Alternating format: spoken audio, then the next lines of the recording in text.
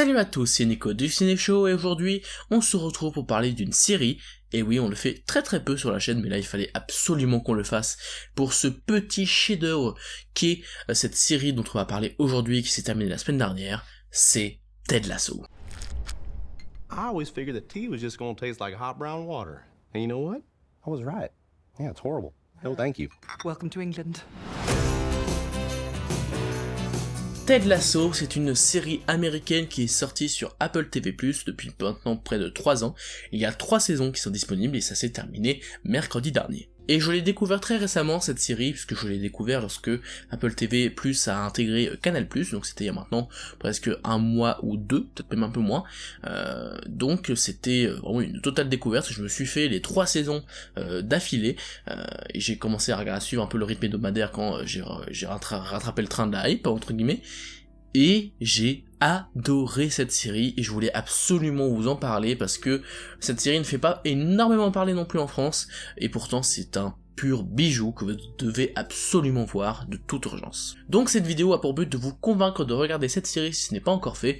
Elle va pas spoiler des événements, elle sera assez courte, c'est juste regardez cette série et je vais vous dire pourquoi. Pour vous résumer l'histoire avant de parler des qualités, Ted Lasso, ça raconte l'histoire d'un coach américain qui n'a aucune expérience dans le football, qui va entraîner un club d'Angleterre, l'AFC Richmond, qui est un club fictif qui est installé en première ligue, et son rôle ça va être d'essayer de tout simplement la mener vers le plus haut possible. Et pour ce faire, il va utiliser la méthode Lasso, c'est-à-dire qu'il n'y connaît rien au foot, mais qui va utiliser ses propres techniques assez atypiques pour parvenir à la meilleure équipe possible. C'est donc une série qui parle de foot, mais même si vous n'êtes pas très fan de foot, rassurez-vous, c'est vraiment pas le propos de la série, le plus important ce sont ses personnages. Mais par contre, si vous aimez le foot, c'est vrai qu'il y a un petit côté en plus qui est vraiment très sympathique, parce que vous allez retrouver quelques easter eggs, quelques petits trucs que vous devez connaître, notamment surtout durant la dernière saison, la saison 3, où on va avoir quelques caméos vraiment très cool. Tout d'abord, pour ce qui est du casting, c'est absolument un sans faute. Je vous recommande vraiment de le voir en version originale, si vous pouvez pas, et que vous êtes obligé de regarder la VF pour, je sais pas, des raisons de santé, ou juste parce que vous avez la flemme, ça se respecte totalement, eh bien, je sais pas, vous allez peut-être perdre un petit peu par rapport à la version originale, parce que je n'ai pas regardé beaucoup la version française, mais la version originale, les acteurs sont juste bluffants, et tellement attachants, en tout cas, leurs personnages sont tellement attachants, parce que les acteurs le jouent à la perfection. On a bien sûr Ted Lasso, le personnage principal qui est assez excentrique, avec son accent texan qui est vraiment hyper cool et qui lui donne vraiment un côté assez unique par rapport au reste de l'équipe. Il a une excellente répartie, il a une très bonne alchimie avec son copain Bird, qui lui aussi a un caractère assez fort et qui est vraiment très drôle. Et il y a plein d'autres personnages dans cette série, il y en a vraiment beaucoup à découvrir, mais parmi mes préférés, il y a par exemple Roy Kent, qui est interprété par Brett Goldstein, si je dis pas de bêtises, et qui est personnellement, je pense, mon personnage préféré de la série, parce qu'il est à mourir de rire. C'est en fait un vieux joueur qui est un peu grognon de base, et qui a vraiment une intonation de voix qui je trouve est absolument dingue, qui parle comme ça, il te parle toujours comme ça, toujours. Mais genre c'est vraiment, il a une voix assez unique, j'ai même pas réussi à le faire, hein. C'était catastrophique mon imitation, mais vraiment cet acteur est génialissime, il arrive à trouver le ton juste, entre le ton sérieux, et le ton un petit peu plus comique, mais en gardant son ton sérieux. C'est ça qui est assez fou, c'est qu'il a vraiment un personnage qui est vraiment à mourir de rire, mais qui sait aussi être un peu plus émouvant lorsqu'il le faut, donc c'est probablement mon personnage préféré de la série. Mais il y a aussi d'autres personnages très cool, il y a Jamie Tartt, le jeune un petit peu arrogant au début, mais qui va se révéler être très cool au fur et à mesure de la série. Il y a la boss de AFC Richmond, qui est là encore un personnage vraiment très cool. Il y a Kaylee, j'adore l'actrice qui est Juno Temple, je crois. Je trouve que son personnage et son interprétation est vraiment très cool, et rajoute une fraîcheur à la série qui était déjà présente de base, mais vraiment elle rajoute quelque chose d'autant plus cool. Toute l'équipe de l'AFC Richmond est vraiment très cool, tous les personnages, tous les joueurs ont une caractéristique, on les reconnaît direct, on a le buteur Roras, on a le gros baraquet un peu dur, on a Collins, on a Sam Obinsanya qui est vraiment le gars le plus gentil sur Terre, il y a plein de personnages qui sont direct marquants, il y a Zoro aussi, enfin bref, je pourrais vous en citer plein, ils sont tous marquants, ils sont tous très bien joués, ils apportent tous quelque chose de très fort à la série. Et il y a un autre de mes personnages préférés, c'est clairement Nathan Shaylee, qui est beaucoup trop bien, parce que déjà l'interprétation est magistrale de la part, je me rappelle plus de son prénom, mais je vais le marquer en bas tellement que j'adore Nick Mohamed, c'est ça, je viens de me rappeler, Nick Mohamed, qui est vraiment extraordinaire dans cette série, déjà parce qu'il est ultra attachant, qu'il a vraiment une évolution dans cette série qui est vraiment très très bien faite. Il va se passer quelque chose durant la fin de la saison 2 qui va peut-être vous étonner, mais qui va être très bien traité, qui va avoir son importance durant la suite et qui va être vraiment, franchement il a une très belle évolution ce personnage, c'est fait partie de mes préférés avec Roy Kent. Et donc vous l'aurez compris, Ted Lasso au niveau de ses personnages c'est vraiment un sans faute, ils sont tous ultra marquants. Pause, désolé, la batterie de la caméra n'a pas supporté la longue session de tournage que j'ai faite, donc du coup la fin de cette vidéo va se faire en audio, je m'en excuse mais je vais vous faire un petit montage pour pas trop vous ennuyer.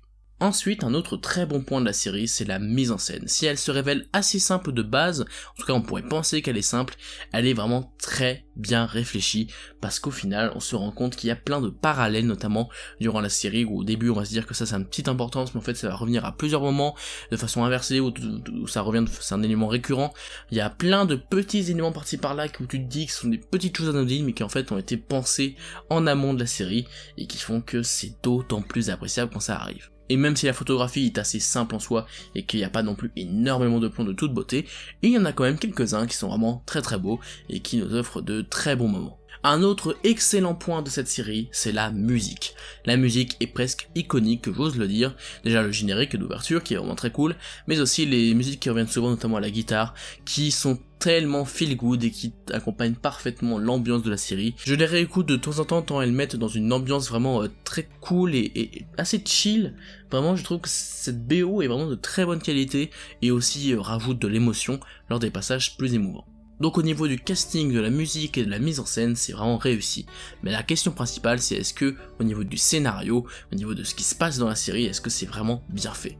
Eh bien je peux vous dire que c'est même le point fort de la série. En effet, la plus grosse qualité de cette série, c'est bien sûr ses personnages. J'ai parlé bien évidemment au début des différents personnages que j'ai beaucoup aimés, mais l'histoire de ces personnages, leur évolution dans la série, c'est vraiment le cœur de cette série. Ce n'est pas le football est assez annexe en soi par rapport aux personnages, même si on retrouve quelques petits passages de match et quelques petits moments où on va vraiment parler football, c'est vraiment très très rare comparé au moment où on va vraiment développer les personnages, on va s'intéresser à leur psychologie, à ce qui leur fait peur, à ce qui leur fait plaisir, à toute leur psychologie, on va vraiment s'intéresser à toutes leurs émotions et à tout ce qu'ils vont traverser, et ça rend la série d'autant plus appréciable parce que tous les personnages ont le droit à une belle évolution et à un bel arc narratif. On prend beaucoup de plaisir à suivre ce club qui de base est assez simple et qui a quelques problèmes et qui va avoir plus de problèmes lorsque Ted Lasso va arriver, en tout cas au départ, mais ce Ted Lasso va finalement tout changer dans ce club, qui va amener une belle évolution, que ce soit dans l'évolution des personnages, mais aussi dans l'évolution du club,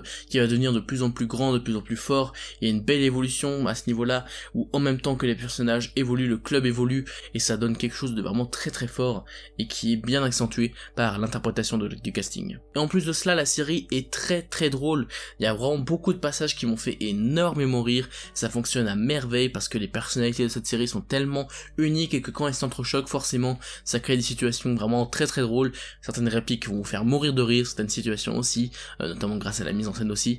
Donc franchement, c'est vraiment une série très très drôle et très feel good, et qui donne tout le temps le sourire en fait. Mais c'est une série qui n'oublie pas les émotions, de vous faire parfois un peu pleurer, c'est sûr. Moi ça n'a pas été mon cas, mais ça durant certains passages honnêtement, j'étais pas loin, tellement que la série, ça se voit que le créateur aime ses personnages, aime ce qui se passe, aime les événements qu'il raconte, aime le football, aime tout en fait dans des événements qui se passent dans cette série, et ça se ressent tellement à travers ces 3 saisons. Ils sont absolument magistrales, tellement plein d'événements, sont tellement heureux, sont tellement forts émotionnellement, sont tellement émouvants, et marquent vraiment de réelles évolutions de personnages. Ce ne sont clairement pas les mêmes personnages au départ de la saison 1, au final de la saison 3. Et ça, c'est clairement l'une des meilleures qualités de la série, c'est qu'on sent qu'il y a vraiment une évolution, que les choses évoluent, et c'est tellement satisfaisant de voir ça, que ça rend certaines scènes vraiment mémorables. Et pour conclure sur cette série, en espérant que ça vous a donné vraiment envie de la regarder, c'est vraiment la meilleure série feel good. Du début à la fin de cette série, j'avais le sourire tout le temps, grâce aux personnages, grâce aux situations, grâce à la musique, grâce à la mise en scène, grâce à l'ambiance de la série. C'est une série qui se savoure littéralement, c'est absolument magistral, tellement on on se sent bien en fait en regardant Ted Lasso, on a envie que ça se termine à aucun moment, et malheureusement ça doit se terminer puisque la saison 3 est bien la dernière de la série, et le dernier épisode est fort en émotion, mais c'est une bonne chose parce que d'une certaine manière, on leur dit adieu d'une façon vraiment définitive, et je trouve ça pas si mal que ça, parce qu'au moins on va pas avoir le droit à une mauvaise fin ou une série qui va durer trop longtemps. Au moins ces 3 saisons sont parfaitement gérées, et du début à la fin on a le sourire, c'est vraiment un exemple de série ou même de film feel good. C'est l'une de mes séries préférées que j'ai jamais regardée, et elle vient de se terminer. Je suis un petit peu triste, mais d'une certaine manière très heureux d'avoir pu découvrir cette série qui va me manquer énormément. Donc je vous encourage plus que tout à découvrir cette série Ted Lasso, qui est absolument extraordinaire, qui est tellement bien réalisée, tellement bien jouée, tellement forte en émotion, tellement drôle, tellement tout. Cette série est proche de la perfection pour moi, et je ne peux que vous encourager à la regarder. Si vous voulez regarder une série qui va vous faire du bien, c'est Ted Lasso que vous devez regarder. Voilà, c'est la fin de cette vidéo, j'espère qu'elle vous a plu. Je m'excuse pour la deuxième partie de la vidéo qui est pas filmée en face cam, c'était un petit accident, je vous avoue, c'était pas prévu, mais ce n'est pas bien grave. J'espère que ce petit montage vous a quand même donné envie de regarder cette série qui est vraiment absolument magistrale. Dans tous les cas, n'hésitez pas à partager la vidéo si elle vous a plu, à liker, à commenter, etc. Quant à moi, je vous dis à la prochaine pour parler de cinéma, mais en attendant, regardez Ted Lasso, et surtout, c'était Nico du Ciné Show, à bientôt.